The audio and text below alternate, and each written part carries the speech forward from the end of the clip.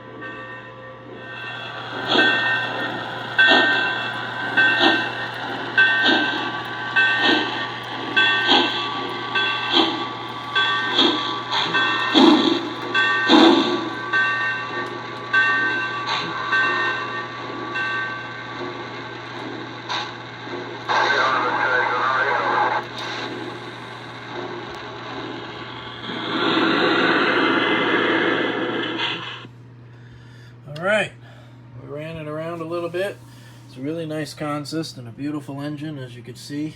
And so these FEF Northerns were assigned to all kinds of Union Pacific passenger trains and freight as well. And I just love this Greyhound paint scheme, and I love it pulling this passenger train. It really does look fantastic, and it operates really well. So sound set could use a little help. It doesn't sound like a UP Northern at all, but that's okay. One thing at a time. So I'm going to go through this consist a little bit, and rather than crawl all over here, I'm just going to pull the train forward in silent mode. I really like the fact that it has the ground lights.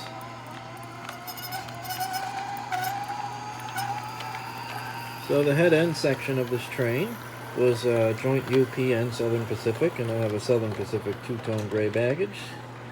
So maybe down the line we'll get a Union Pacific car as well. Coach section was Union Pacific, and we've got these really nice UP yellow Harrimans.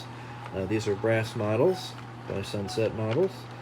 Now the dining and lounge section was Southern Pacific. So here we have a Southern Pacific heavyweight diner, and heavyweights were very common on this train up until the very end. And then we have a 3/4 dome lounge, which was assigned to the Overland when these domes came out in around 1955. And this is an awesome car. And the lights work on this one. Here we have a Pullman sleeper. This is just a run-through sleeper.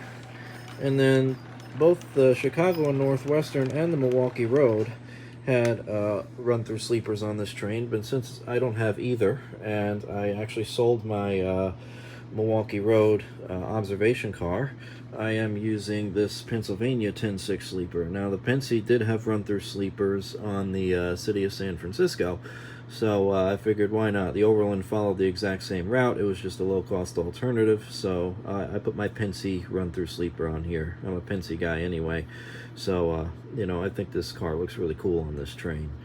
So, and then finally we have the sectional sleeper. This is a 12-1 sectional sleeper at the back, and these cars were often used in place of observation cars. So that's the consist. Here we have the economy sleeping class. This 10 and 6 sleeper is 10 roomettes and 6 bedrooms, and then this 442 sleeper, this is the aisle side of the car. This is all bedrooms. This would be the first class sleeping quarter, and I got it butted right up against the lounge car. So cool, that's the consist in a nutshell, and hope you liked it, and I'll talk to you guys soon. I got some stuff coming up. I got some weathered diesels, some Long Island, some Penn Central coming up, and also the Hummingbird is coming up. I've been saying that for a while, that the Hummingbird's almost done, it's almost done. Well, guess what? It's almost done, and we'll be looking at that one very shortly. All right, guys, take care.